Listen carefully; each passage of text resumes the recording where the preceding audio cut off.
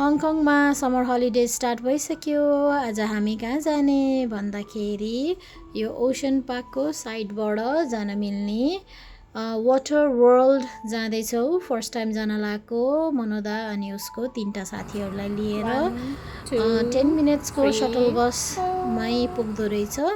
अनि त्यहाँ जाने बित्तिकै वाटर एक्टिभिटिज खेल्नलाई रेडी छ गर्ल्सहरू। जाने बित्तिकै फर्स्टमा त फोटो त खिच्नै पर्यो है। वाटर एक्टिभिटिजको लागि चाहिने सरसामग्री आफैले घरबाट लिएर जान सक्नुहुन्छ अथवा त्यहीँ गएर किन्दा पनि हुन्छ, तर अलिकति एक्सपेन्सिभ हुन्छ।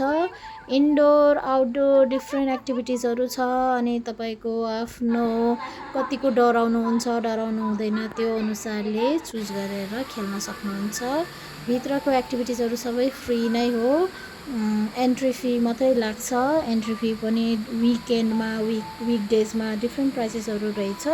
अफिसियल वेबसाइटबाट किन्दाखेरि चाहिँ अलि महँगो पर्दो रहेछ। अनि त्यही टिकटिङ अफिसमा नि गएर किन्न सकिन्छ, तर मैले चाहिँ trip.com.बाट काटेको, त्यहाँ चाहिँ अलिकति सस्तो पनि पर्दो रहेछ।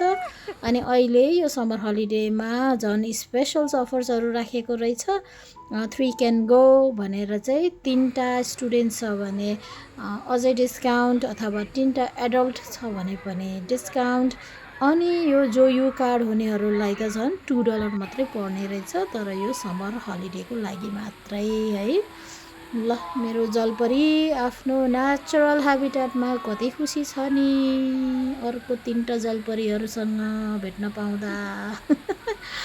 एकदमै रमाइलो भयो।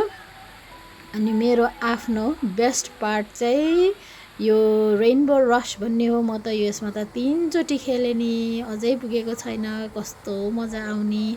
फ्राइडेको दिनमा गएको भएर त अझ लाइन लाग्न पनि परेन कतै पनि। जाँदै खेल्दै जतिपटक खेल्न नि पाइयो है। बच्चादेखि बुढापाकासम्म सबैजना खुसी हुने ठाउँ। यदि तपाईँलाई पानीबाट डर लाग्दैन भने। यो 4वटा गर्ल्सको ग्रुपलाई चाहिँ फिस ग्याङ भन्छ, किन भनेको मलाई थाहा छैन। ल आजलाई यति नै। तपाईँहरू पनि रमाइलो गर्नुहोला समर हलिडेमा। Thank you, by.